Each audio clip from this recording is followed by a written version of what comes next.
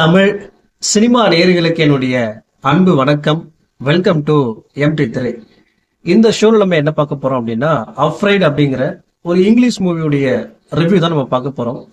இந்த படம் Amazon prime OTTல அவைலபிளா இருக்கு. தமிழ் டப்பிங்லயுமே பாத்தீங்கன்னா இந்த படம் அவைலபிளா இருக்கு.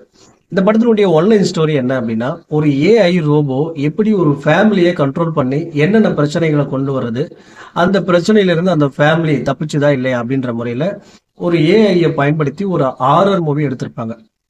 இந்த படத்தினுடைய ஆரம்பத்துல கதாநாயகனை காட்டுவாங்க. கதாநாயகனுடைய வீட்டுக்கு ஒரு ஏஐ ரோபோ ஒரு கம்பெனி ஃப்ரீயாவே கொடுக்கும். கதாநாயகனுக்கு 3 பசங்க, தன்னுடைய மனைவியோட ஒரு வீட்டுல வாழ்ந்துட்டு வருவாரு. அப்போ அந்த வீட்டுக்கு வரக்கூடிய ஏஐ ரோபோ அந்த ஃபேமிலிக்கு என்னென்ன தேவையோ அது எல்லாத்தையுமே பாத்தீங்கன்னா பண்ணி கொடுக்கும். ஒரு கட்டத்துல அந்த ஏஐ ரோபோ அந்த ஃபேமிலியோட ரொம்ப ஃப்ரெண்ட்லியா ஆகுது. அதற்கு பிறகு அந்த ஏஐ ரோபோ அந்த ஃபேமிலியை தன்னுடைய கண்ட்ரோலுக்கு கீழே கொண்டு வந்து என்னென்ன பண்ணுது, என்னென்ன பிரச்சனைகள் அந்த ஃபேமிலிக்கு வருது இந்த ஏஐ ரோபோனால. அதற்கு பிறகு கதாநாயகன் தன்னுடைய ஃபேமிலியை இந்த ஏஐ ரோபோ கிட்ட இருந்து காப்பாத்தினாரா இல்லையா அப்படின்னு சொல்லக்கூடிய படம் தான் அஃப்ரைட்.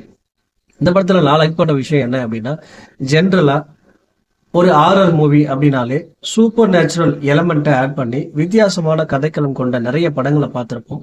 ஆனா இந்த படத்துல ஏஐ ரோபோவை யூஸ் பண்ணி ஒரு ஹாரர் மூவியா கொடுத்துருப்பாங்க. இது ஒரு வித்தியாசமான கான்செப்டா இருந்துச்சு.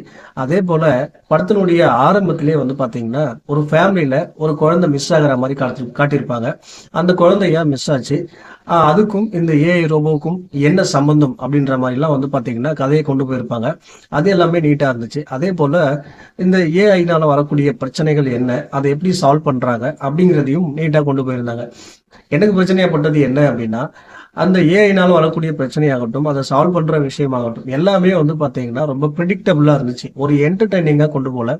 குறிப்பா ஆடியன்ஸுக்கு ஒரு பாத்தீங்கன்னா ஒரு என்கரேஜிங்கா ஒரு என்டர்டைனிங்கா இந்த படம் இல்லை. இந்த படம் பாத்தீங்கன்னா 19 மினிட்ஸ்ல முடிகிற மாதிரி இருந்துச்சு. ஒரு குயிக் வாட்சாகவே பார்த்துடலாம். ஆனாலும் பாத்தீங்கன்னா ஒரு ஆவரேஜான படம் அப்படிதான். இந்த படத்தை ஒரு முறை பார்த்து நீங்க என்ஜாய் பண்ணலாம். இந்த படத்துக்கு நான் கொடுக்குற ரேட்டிங் 5 to 2.5. அடுத்த விமர்சனத்துல சந்திக்கலாம். நன்றி, வணக்கம்.